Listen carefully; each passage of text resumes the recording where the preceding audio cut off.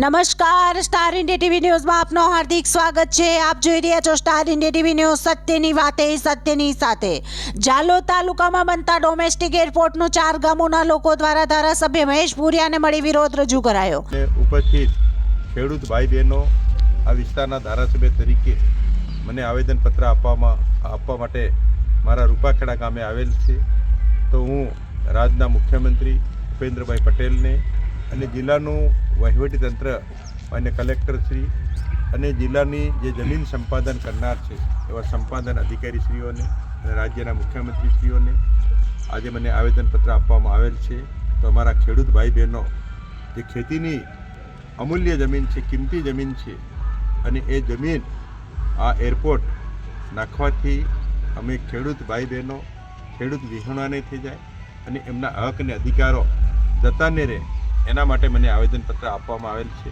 તો રાજ્યના મુખ્યમંત્રી ભૂપેન્દ્રભાઈ પટેલ સાહેબને અને સરકારશ્રીને આ વિસ્તારના ધારાસભ્ય તરીકે અમારા ખેડૂત ભાઈ બહેનોને પગભર રહે અને એમનો વર્ષ સુધી વડીલોપાર્જિત જમીન છે, જમીન છીનવાઈ નહીં જાય એના માટે મને મારા ખેડૂત ભાઈ બહેનો, અમારા સરપંચશ્રીઓ અને જુદા જુદા ગામોના આગેવાનો આવેલા છે।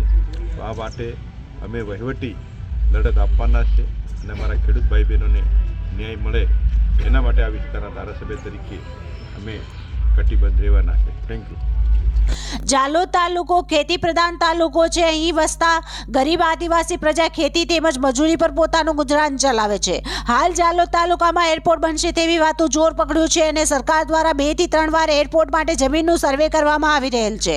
જેથી એરપોર્ટ બનાવવાના જ્યાં હાલ એંધાણ છે ત્યાં રહેતો ખેડૂતો મૂંઝવણમાં મુકાયા છે અને ખેતી કરી પરિવારનું ભરણ પોષણ કરતા ખેડૂતો મૂંઝવણમાં મુકાયા છે।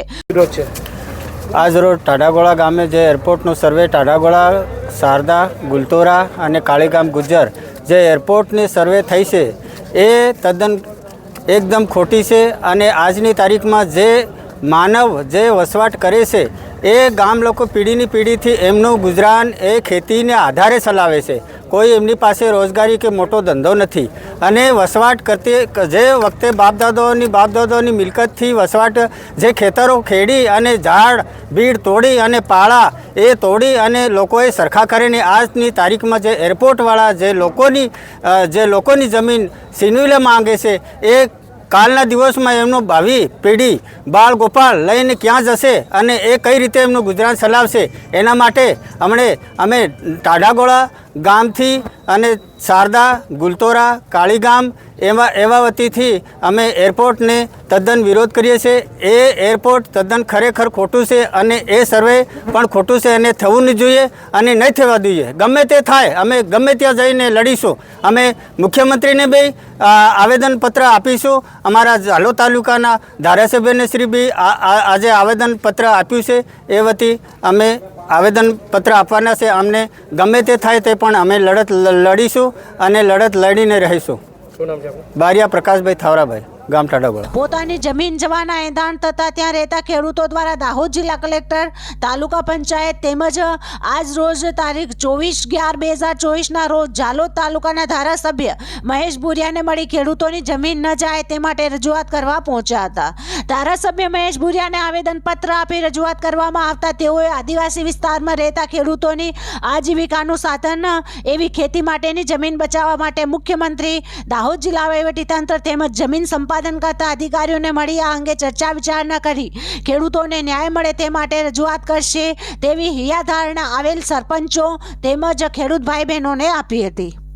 દાહોદ સ્માર્ટ સિટી અંતર્ગત કામગીરી ચાલી રહી છે, જેના ભાગરૂપે ઇન્દોર, જયપુર અને વડોદરા એરપોર્ટના મધ્ય બિંદુમાં ટાઢાગોળા વિસ્તારમાં ડોમેસ્ટિક એરપોર્ટ બનાવાશે, જેમાં 4 ગામોના લોકો દ્વારા વિરોધ કરાઈ રહ્યો છે। એક તરફ દિલ્હી મુંબઈ કોરિડોરમાં જમીન સંપાદન તેમજ બીજી તરફ કાળીબે ડેમમાં જમીન સંપાદન અને હવે ડોમેસ્ટિક એરપોર્ટમાં જમીન સંપાદનમાં થશે તો ખેડૂતોના માથે તો આપ ફાટે તેવી સ્થિતિ છે, જેને લઈને 4 ગામોમાં ડોમેસ્ટિક એરપોર્ટનો વિરોધ કરવામાં આવ્યો। ધારાસભ્ય દ્વારા કાયદાકીય રીતે ન્યાય અપાવવા માટે ગ્રામજનોને બાહેંધરી આપી હતી। Star India TV news Jhalod reporter Pankajbhai Pandit, જિલ્લા દાહોદ।